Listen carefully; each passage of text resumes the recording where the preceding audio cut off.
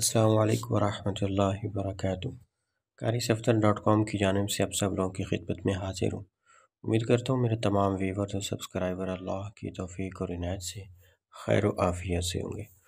दोस्तों, आज की इस वीडियो में मैं आप लोगों को बताऊँगा कि इसमें आज़म के ज़रिए से जो भी दुआ मांगी जाती है अल्लाह पाक उसे ज़रूर कबूल फरमाते हैं। हज़रत इमाम आज़म अबू हनीफ़ा रहमतुल्लाह अलैह इरशाद फरमाया करते थे कि हदीस पाक में आता है कि जो भी बंदा अल्लाह के इसमें आज़म को पुकारने के बाद अल्लाह से दुआ करेगा, अल्लाह पाक उसकी ज़रूर दुआ कबूल फरमाएंगे। और साथ में वो ये भी फरमाते थे कि अल्लाह का जो इसमें आज़म है वो लफ्ज़ अल्लाह ही है। मतलब अल्लाह, ये जो अल्लाह के इसमें ज़ात है, इसको उन्होंने फरमाया कि ये इसमें आज़म है। अब ये एक ऐसा इसमें आज़म है जो हर बंदा जानता है, एक अदना से अदना मुसलमान भी जानता है।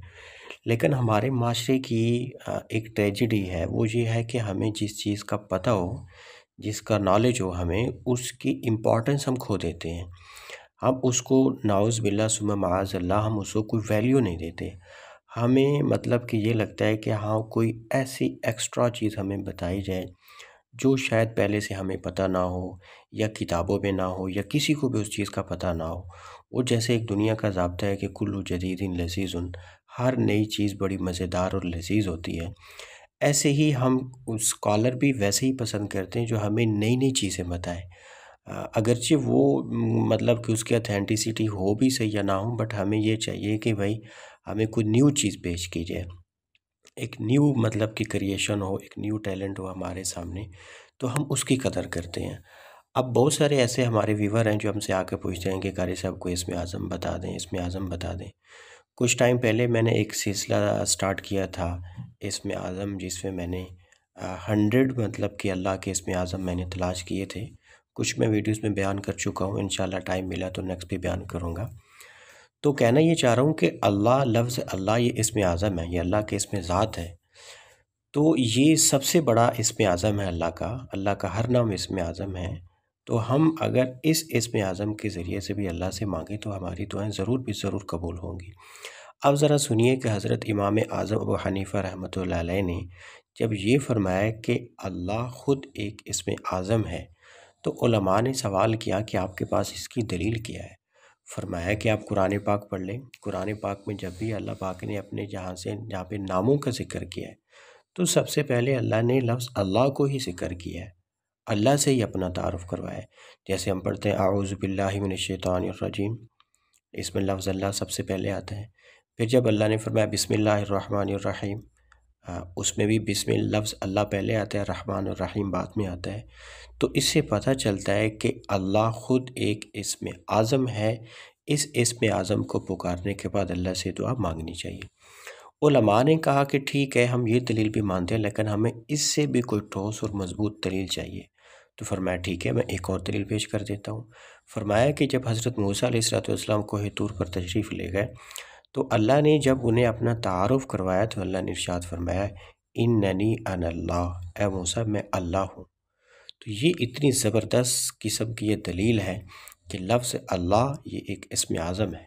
तो हमें ये चाहिए कि इस इसमें आज़म के ज़रिए से अल्लाह से मांगना चाहिए, बजाय इसके कि हम वो 500 साल पुरानी किताबें खंगाल डालें और कोई ऐसी नायाब सी चीज़ तलाश करके आपको दें, और तो फिर आपको यकीन आता है कि हाँ भाई ये वाकई इसमें आज़म है।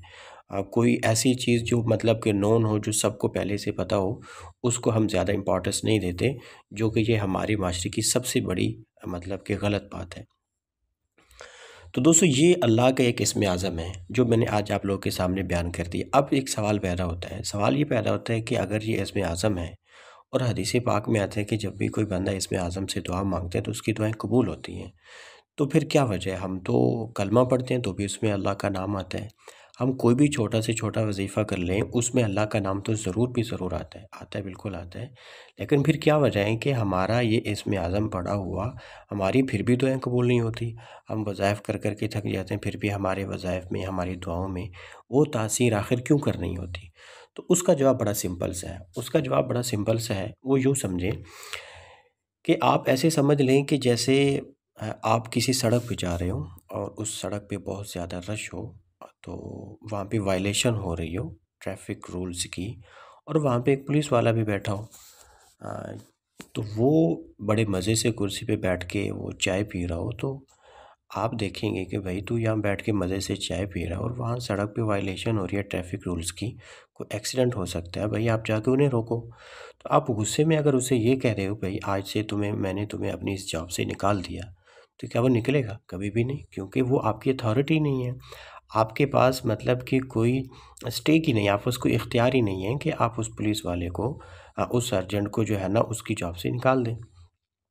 सेम ऐसे ही अगर उस पुलिस वाले से बड़ा आईजी पुलिस आ जाता है और वो इस तरह की मतलब कि बेएहतियाती देखता है उसकी कि इतना ज़्यादा रश है, हुजूम लगा हुआ है, और तू यहाँ बैठ के मज़े से चेयर पे बैठ के वो चाय पी रहा है, चल मैंने तुझे अपनी इस जॉब से निकाल दिया। तो अब उसके इसके कहने की वजह से क्या वो जॉब से निकल जाएगा? बिल्कुल निकल जाएगा। क्यों? इसलिए कि उसके पास अथॉरिटी है, उसका जो पोस्ट है उसका उसके जो ओहदा है वो पहले वाले पुलिस वाले से बहुत बड़ा है। तो दोस्तों सेम ये समझें कि जब भी कोई अल्लाह वाला अल्लाह के नाम की जो अज़मत जिसने अपने दिल में सजाई होती है, या जिसके पास आप ऐसे समझ लें कि विलायत का सर्टिफिकेट होता है, जो अल्लाह के दोस्त होते हैं, जो अल्लाह के वली होते हैं, उनके पास अल्लाह की रज़ा का एक सर्टिफिकेट होता है जिसे हम विलायत कहते हैं। वो जब अल्लाह का इस्म आज़म पुकारते हैं, कोई भी अल्लाह का नाम लेते हैं और फिर अल्लाह से जो कुछ भी मांगते हैं, अपने लिए मांगे या किसी और के लिए मांगे, तो उसकी दुआ कबूल होती है। क्यों? इसलिए कि भाई उसके पास अथॉरिटी है, उसके पास एक पोस्ट है, अल्लाह की विलायत की पोस्ट है जो अल्लाह ने खुद ही उसे अता की है, अपनी रज़ा से अता की है। लेकिन जब हम अपनी ज़बानों से अल्लाह का इस्म आज़म पढ़ते हैं, हम तो पूरा दिन झूठ बोलते हैं, ऐसे समझ लें कि ग़ीबत करते रहते हैं, गिले करते रहते हैं, मुसलमानों को ज़बान से तकलीफ़ें देते हैं, हाथ से तकलीफ़ें देते हैं, और पता नहीं क्या कुछ ऑल-फोल बकते रहते हैं। 24 घंटे हमारी जो गुफ्त शुनीर होती है वो इतनी फ़ुज़ूल किस्म की होती है कि दूसरों पे कीचड़ उछालने के बजाय के अलावा हम तो कुछ करते ही नहीं हैं। तो हमारी ज़बान ही नापाक हो जाती है। इतनी बदअखलाक़ी से, बदकलामी से, बदज़बानी से हम बोलते हैं। आजकल भी जो ज़्यादा धड़ल्ले से बोलता हो, जो थोड़ा ज़्यादा चर्ब ज़बान हो, बदअखलाक़ी से बोलता हो, सबको चैलेंजेस करता रहता हो, लोगों की पगड़ियाँ उछालता रहता हो, तो ऐसे लोगों को हमारी जो आवाम है वो ज़्यादा उसे पसंद करती है। तो जब इस तरह की हमारी ज़बानें हो जाएँगी, वो मतलब कि गुनाहों से पहले से नापाक हो जाएँगी, फिर हम चाहे अल्लाह का इस्म आज़म पढ़ भी लें, तो हम चूँकि वो अथॉरिटी खो चुके होते हैं, हमारे पास वो स्टेक ही नहीं होता, इसलिए अल्लाह पाक हमारा जो इस्म आज़म जो हम पढ़ते हैं, अल्लाह पाक उसकी तरफ कोई ज़्यादा ध्यान नहीं देते। तो दोस्तों ये एक इस्म आज़म था जो मैंने आप लोगों के सामने बयान किया है।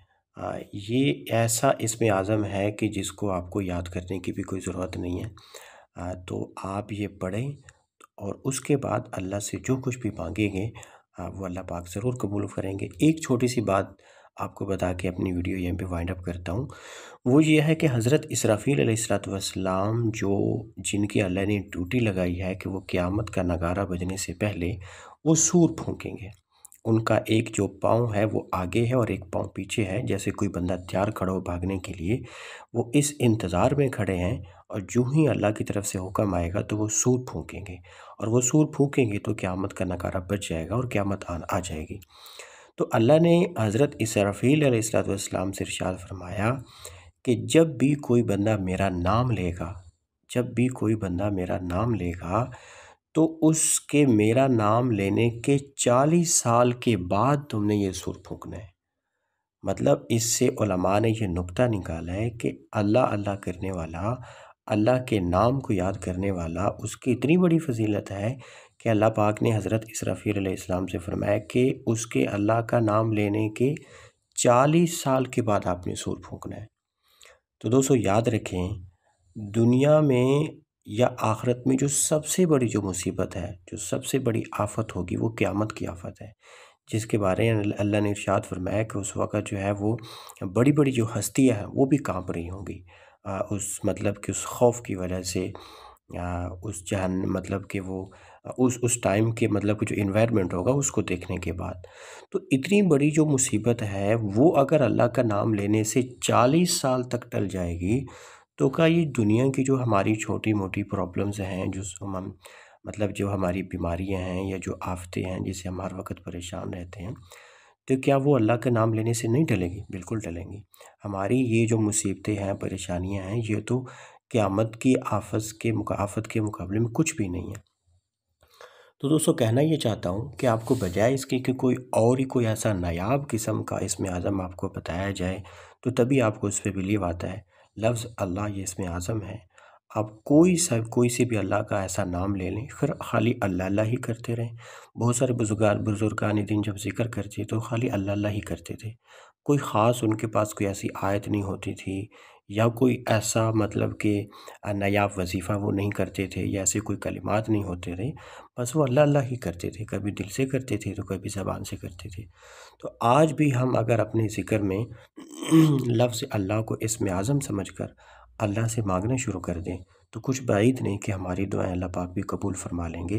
लेकिन शर्त ये है कि अल्लाह का ये इस्म आज़म पुकारने से पहले इस्तिग़फ़ार की कसरत से अपनी ज़बान को पाक कर लें, वगरना नापाक ज़बान से आप जितना मर्ज़ी अल्लाह का नाम ले लें, फिर आपका हाल भी उसी सारजट की तरह होगा कि आपकी बात का उस पर कोई असर नहीं होगा। दोस्तों चैनल को सब्सक्राइब करना, वीडियोज़ को लाइक करना, शेयर करना, कमेंट करना बिल्कुल ना भूलिएगा। इंशाअल्लाह अगली कुछ वीडियोज़ में आप लोगों से मुलाकात होगी। अस्सलामु अलैकुम व रहमतुल्लाहि व बरकातहू।